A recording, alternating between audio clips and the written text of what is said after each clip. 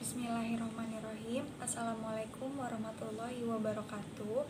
Nama saya Hasna Salsabila. Saya dari kelas MBSB Angkatan 18, jurusan Manajemen Bisnis Syariah di kampus Tazkiyah Sentul. Nah, pada kesempatan kali ini saya dalam pelajaran kos manajemen yang diajar oleh Ibu Tutut akan menjelaskan tentang COGS dan COGM dari sebuah produk bisnis atau perusahaan. Pada kesempatan kali ini saya mengangkat bisnis tentang pembuatan ikat rambut atau scrunchies. Kenapa ikat rambut? Karena menurut saya ikat rambut itu merupakan salah satu benda yang dibutuhkan oleh sebagian besar perempuan. Karena ikat rambut itu fungsinya untuk membuat rambut agar terlihat lebih rapi, terutama untuk yang menggunakan jilbab seperti ini. Di sini saya akan membahas semuanya tentang bahan-bahannya dan perhitungan-perhitungannya untuk menghitung modal dan juga profit yang bisa kita dapatkan. Nah, sebelumnya, apa sih COGS itu? COGS itu singkatan dari Cost of Goods Sold, di mana artinya itu adalah modal atau bahan pokoknya. Bahan pokok itu sendiri terdiri dari bahan-bahan penunjang agar terbentuknya atau jadinya sebuah produk tersebut. Nah, di sini saya punya tabel COGS-nya. Yang pertama ada direct material use. Karena di sini adalah bisnis baru, jadi di dalam direct material use itu kan terdapat beginning. Nah, karena saya bisnisnya baru merintis, jadi beginning inventory-nya itu masih 0.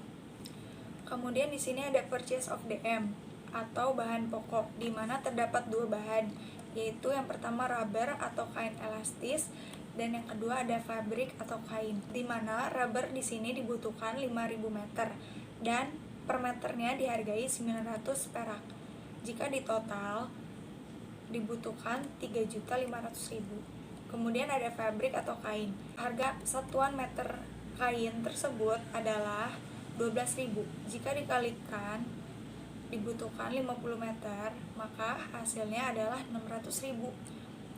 Nah, kemudian masuk ke dalam cost of direct material available for use-nya 4.100.000. Kemudian ada ending inventory. Ending inventory ini adalah bahan-bahan sisa. Jika di total hasilnya adalah 1 juta. Dia nilainya minus. Nah, kemudian ada direct of material use, di mana ini merupakan hasil pengurangan dari cost of DM available for use dan ending inventory. Hasilnya adalah 3.100.000. Kemudian ada direct manufacturing labor, di mana di sini dibutuhkan tenaga kerja, upah tenaga kerja yaitu 1 juta. Kemudian di sini terdapat indirect manufacturing overhead cost, di mana terdapat sewings atau benang, needle atau jarum, dan box for packaging atau box untuk pengiriman packaging.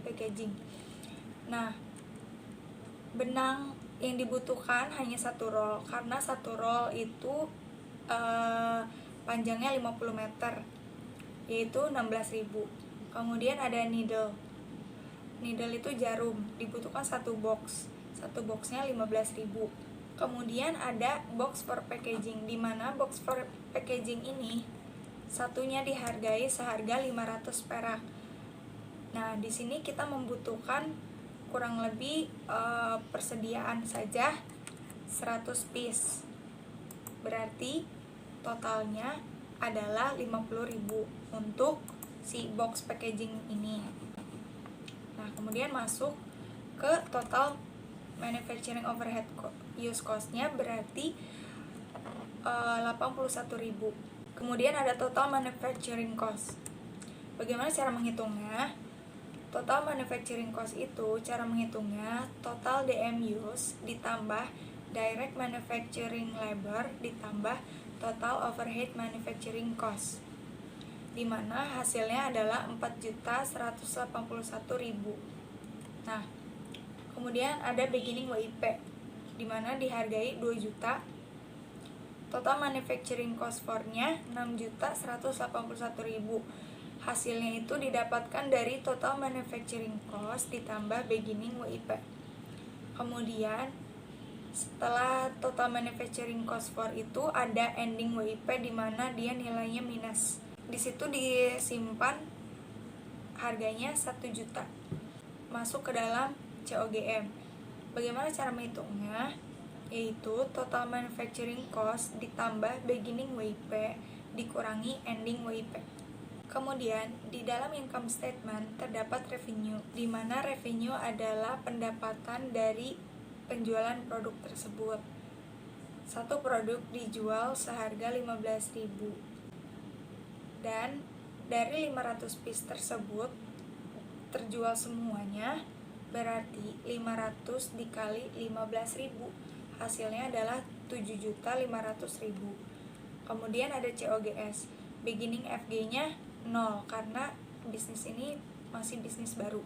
Kemudian ada COGM-nya, dari yang hasil tadi dimasukkan angka 5.181.000. Lalu ada ending finished goods, di mana terdapat 1 juta. Dan ada cost of goods sold 4.181.000. Berarti didapatkan gross marginnya 3.319.000.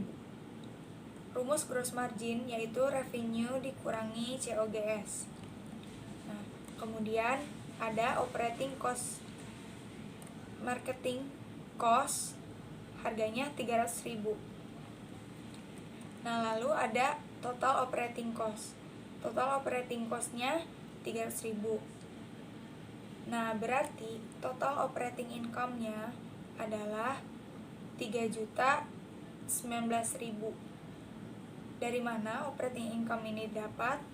Rumusnya adalah gross margin dikurangi operating cost.